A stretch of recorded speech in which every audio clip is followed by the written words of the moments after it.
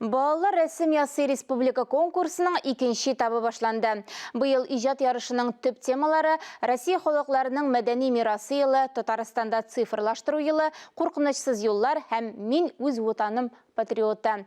Конкурсны Татарстан дәүләт телерадиокомпаниясе, Мәгариф һәм фән министрлыгы, Бердәм Россия партиясе, ЮХИДИ һәм Юл хәрәкәте иминлеге учреждениесе уздыра. Проектта һәр яшь рәссам катнаша ала. Беренче сәнгать мәктәбе укучылары үз рәсемнәрендә Татарстан тарихын сүрәтли. Өстәлләрдә милли киемнән курчаклар, рәсемнәрдә татар әкиятләре геройлары. Мәдәни мирас яшь рәссамнарның әсәрләрендә чагылыш таба. Здесь изображена я и мои подруги.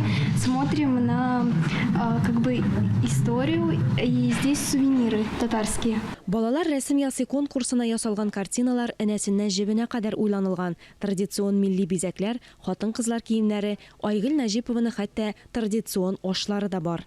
Нужно изучить в первую очередь, чтобы потом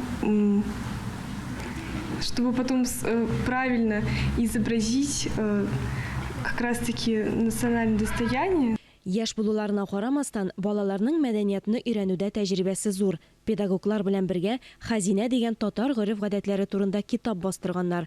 Укучыларның рәсемнәре иллюстрацияләнгән. Знакомство с национальной культурой для детей – это очень важный момент. Балалар өчен милли мәдәният белән танышу бик мөһим юнәлеш. Бу әкиятләрдә дә, традицион бәйрәмнәрдә дә аларга кызыклы булырга тиеш. Без аларга төрле милли бәйрәмнәр турында сөйлибез. Күрше беренче сыйныфта да эш кызу. Яшь рәссамнарның бурычы бала чак тарихын, яраткан уеннарын искә төшерү. Барысы да уеннар белән мауга. Камилә Гыймадиеваның яраткан уены шахмат.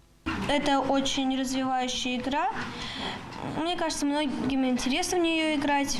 Тиздән бу эшләр балалар рәсем ясы конкурсына җибәрелә. Аларның иң яхшыларын танылган рәссамнар, парламентарийлар, иҗтимагый оешмалар вәкилләре сайлап ала. Финал һәм конкурста җиңүчеләрне бүләкләү гадәттәгечә Россия көне алдыннан уздырыла. Алия Галиуллина, Диана Дасаева, Тахир Хасанов, Татарстан яңалыклары.